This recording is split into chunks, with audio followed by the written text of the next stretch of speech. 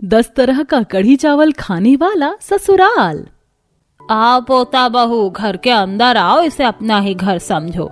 अगले दिन सुबह गुंजन अपनी पहली रसोई का खाना बनाने रसोई में आती है, जहां बहुत सारे बेसन के कट्टे रखे हुए होते हैं और कुछ कट्टों में अलग अलग तरह के चावल रखे हुए होते हैं। बाप रे, ये रसोई में इतना सारा बेसन का कट्टा क्यों रखा हुआ है और ये इतने तरह के चावल क्यों रखे हुए? वैसे माँ ने कहा था कि पहले रसोई में कुछ स्वादिष्ट खाना बनाना, लेकिन यहाँ तो बेसन चावल के सिवा कुछ है ही नहीं। एक काम करती हूँ, बाहर जाकर मटर पनीर खरीद कर ले आती हूँ। भैया, सफल के मटर और पनीर मसाला और फूड क्रीम दे दीजिए। हाँ जी मैडम, रुकिए अभी देता हूँ। गुंजन सामान लेकर घर आती है और रसोई में जाकर पहली रसोई का खाना बनाना शुरू करती है और कुछ देर बाद डाइनिंग टेबल पर मटर पनीर पूरी पुलाव बनाकर सर्व करती है। सभी लोग खाने को देखकर मुंह सड़ाते हुए कहते हैं, हे राम, पोता बहू ये क्या बना दिया? पूरी? इस उम्र में मेरे दांत से पूरियां टूटेंगी। दादी सास, पुलाव भी है, पुलाव खाइए ना। क्या बहू, हमसे बिना पूछे पहली रसोई का खाना बना लिया तूने, और ये क्या अगड़म तगड़म बना लिया। हम लोगों को ये सब खाना पसंद नहीं है, हमें 10 तरह के कढ़ी चावल खाना पसंद है। क्या कढ़ी? क्या हुआ बहू, इतना चौंक क्यों रही हो? कढ़ी ही तो बोला है। और अब एक काम करो, ये सारा खाना उठाकर वापस ले जाओ और हमारे लिए गर्मा गर्म 10 तरह की कढ़ी चावल बना लो। चलिए भाभी, मैं आपको बता देती हूँ कि 10 तरह की कढ़ी चावल कैसे बनेगी। गुंजन अपने हाथों में सारा खाना उठाकर रसोई में आती है और सारे खाने को डस्टबिन में डालकर सारे जूठे बर्तन को धोकर कहती है, बोलिए नंद जी, कैसी कढ़ी बनानी है 10 तरह की? हाँ सुनिए, आप एक सिंपल कढ़ी बना दीजिए, एक मट्ठे वाली कढ़ी, एक अचार वाली कढ़ी, एक आमचूर वाली कढ़ी, एक प्याज पकौड़े वाली कढ़ी, एक बेसन के पकौड़े वाली कढ़ी, आलू के पकौड़े वाली कढ़ी, और एक में सरसों का तड़का डालकर कढ़ी बनाना, और एक में कड़ी पत्ता डालकर कढ़ी बनाना, और एक कढ़ी 5 तरह के फौरन डालकर बनाना, और 10 तरह के चावलों में से चावल लेकर चावल बना लेना। ठीक है, अब मैं जा रही हूँ, आप फटाफट ये 10 तरह की कढ़ी चावल बना लो, हम लोग डाइनिंग टेबल पर इंतजार कर रहे हैं। अब 10 तरह की कढ़ी सुनकर गुंजन का माथा चकरा जाता है।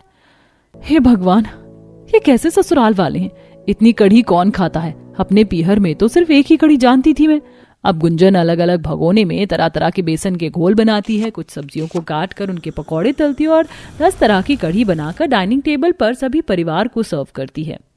ये 10 तरह की कढ़ी डाइनिंग टेबल पर देखकर जो मजा आया है ना, वो तुम्हारी मटर पनीर और दाल मखनी को देखकर जरा भी नहीं आया था बहू। सॉरी पिताजी, मुझे पता नहीं था कि आप लोगों को सबसे ज्यादा कढ़ी पसंद है। वैसे कढ़ी तुमने बहुत स्वादिष्ट बनाई है। हाँ भाभी, भैया सही कह रहे हैं, लेकिन जिस हिसाब से मैंने आपको बताया था और आपकी शक्ल पर जो 12 बजे थे, मुझे नहीं लगा था कि आप 10 तरह की कढ़ी चावल इतनी स्वादिष्ट बना लोगी।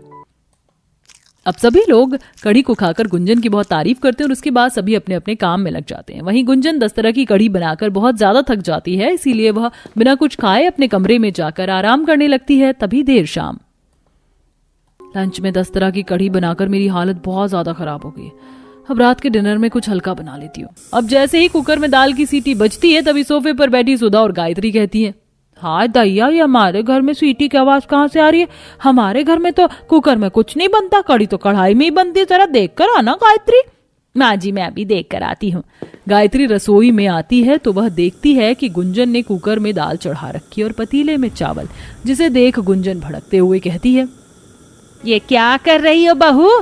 तुमने किससे पूछकर ये कुकर में दाल चढ़ाई है?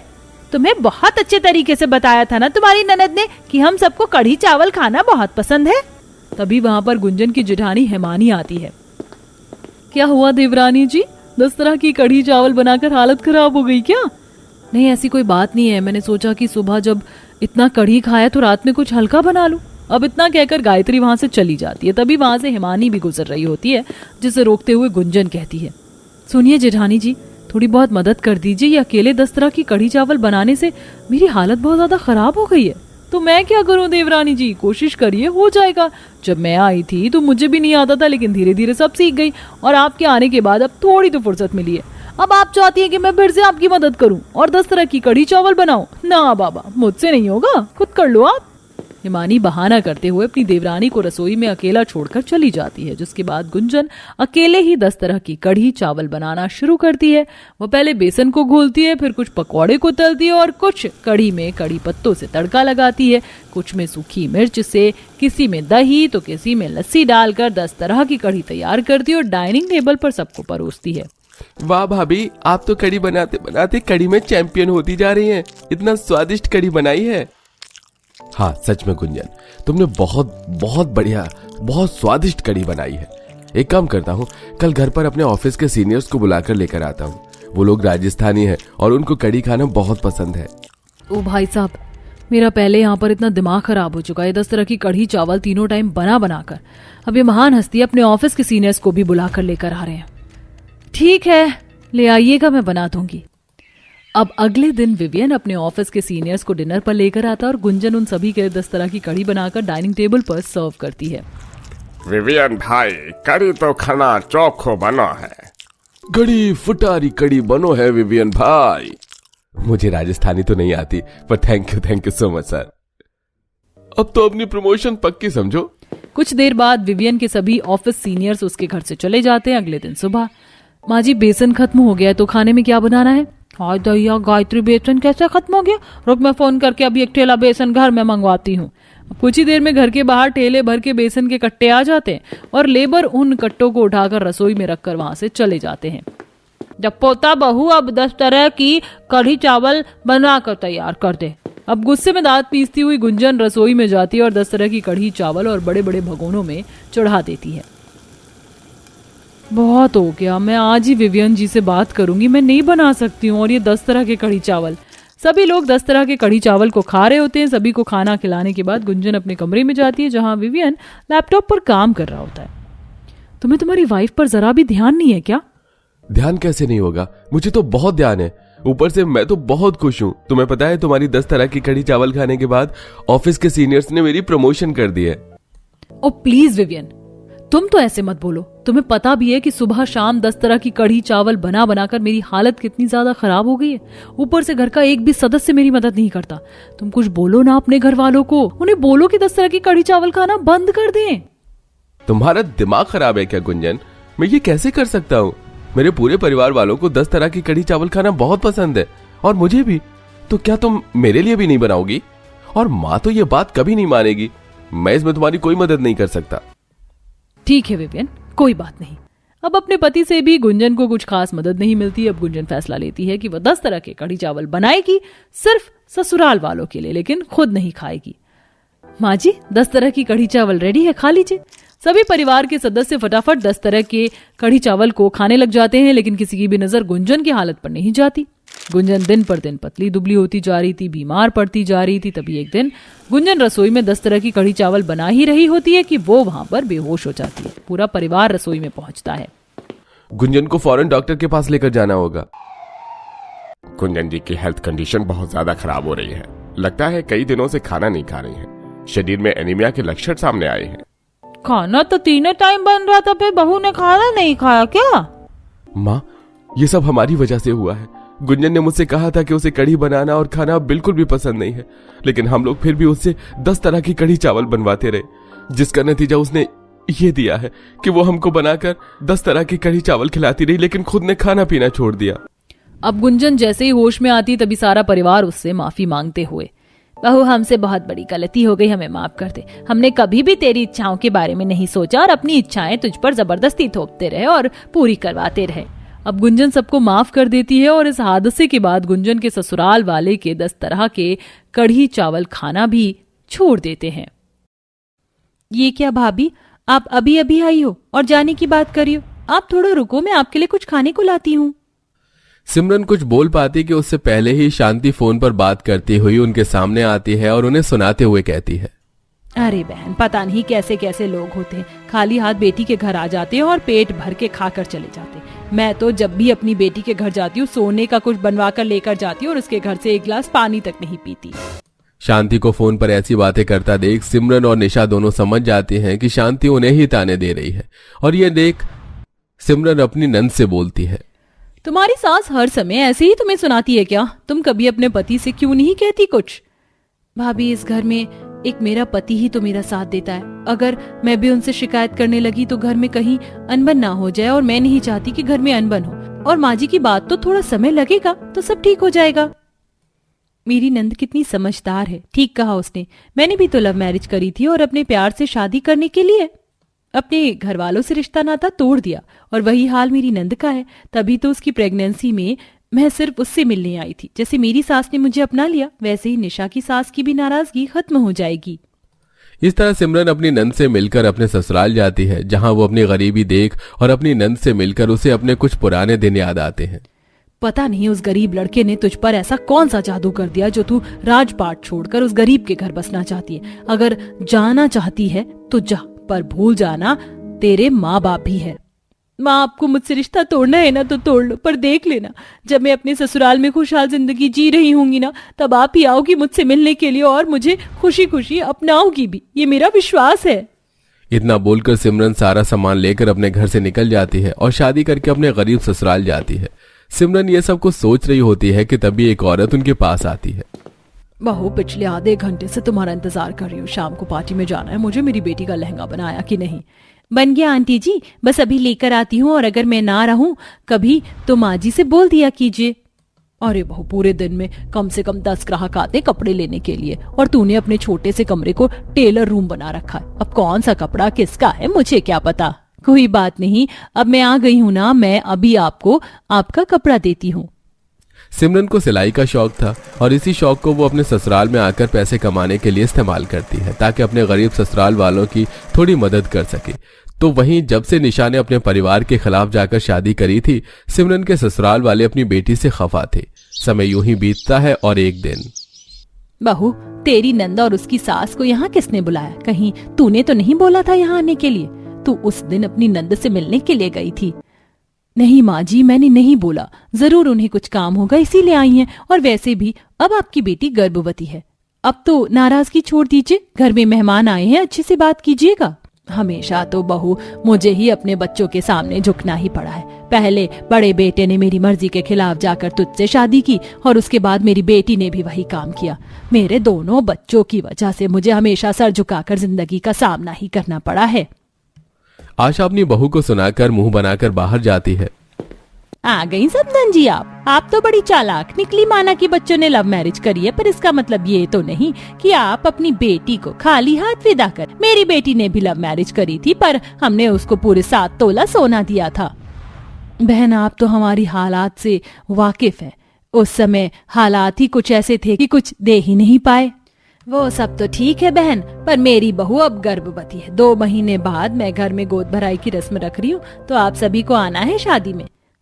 हालत खराब थे, पर अब तो हालात सुधर गए होंगे। बहू भी सिलाई का काम जो करती है, और आप नहीं जानती, जब मेरी बेटी की गोद भराई थी तब तो मैं 2 तोला सोना ले गई थी। और अपनी बेटी के घर में जब भी जाती हूँ तो कभी सोने की अंगूठी, तो पायल, तो झुमके, कुछ न कुछ लेकर ही जाती हूँ। औरों के माँ बाप की तरह नहीं जो खाली हाथ पहुँच जाऊं। इस तरह शांति निशा के साथ इनविटेशन देने के बहाने निशा के गरीब परिवार को खरी खोटी सुनाकर अपने घर आ जाती है और सोने के सामान की बात उनके कानों में डाल देती है। पर शांति की ऐसी बातें सुनकर सिमरन को बहुत बुरा लगता है और वो सिलाई करते हुए खुद से कहती है, कितनी लालची है मेरी नंद की सास। ऐसे तो वो हमारे साथ साथ मेरी नंद का भी जीना हराम कर देगी। अगर इस बार हम लोग गोद भराई में कुछ सोने का नहीं लेकर गए तो कहीं सभी मेहमानों के सामने हमारी इज्जत की ध्वजियां न उड़ जाएं। सिमरन गहरी सोच में सिलाई कर रही होती है, जिस वजह से उसका हाथ मशीन में आ जाता है और उसके हाथों से खून निकलने लगता है। तभी वहां दिवाकर आकर खराब कपड़ा लेकर सिमरन के हाथों में पट्टी कर देता है। सिमरन, तुम्हारा ध्यान किधर है? देखो कितना खून निकल रहा है हाथ से। माफ करना दिवाकर, मैं इतना ज्यादा सोच रही थी कि मुझे पता ही नहीं चला कि कब मेरी उंगली मशीन में आ गई।